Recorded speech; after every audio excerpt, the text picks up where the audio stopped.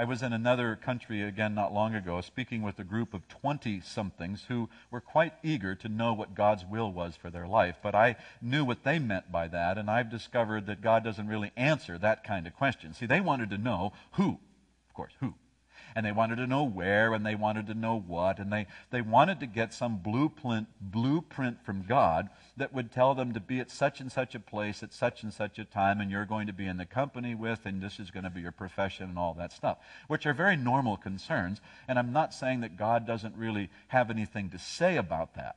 But when our concept of the will of God gets reduced down to these very basic questions about what and when and who and so forth like that, it misses the grandeur of God's will for our life and puts so much of the pressure and the onus on us to kind of figure it out.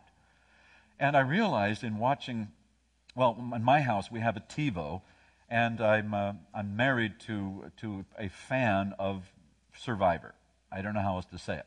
And I am a survivor of Survivor in our household. And she enjoys watching the same episodes, more than once, and reviewing the whole season and things like that, all of which I find a great mystery.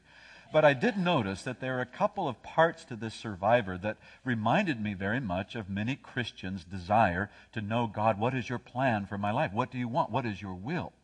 So they have one part of the program that it deals with if you, I guess, are banished because people don't like you and they send you to some island all by yourself. But while you're there and you want something to do, you can search for the immunity idol. And if you follow all the clues, you can come to a place where this thing is buried or hidden. And once you have the immunity idol in your back pocket, when you go to the evening when you're going to be eliminated and people say, we don't like you, we vote you off, you can hold up the immunity idol and say, I don't think so, I'm not leaving, you are. So this is the benefit of having the immunity idol. And so many believers, it seems like that's what you're looking for when you want God's will for your life.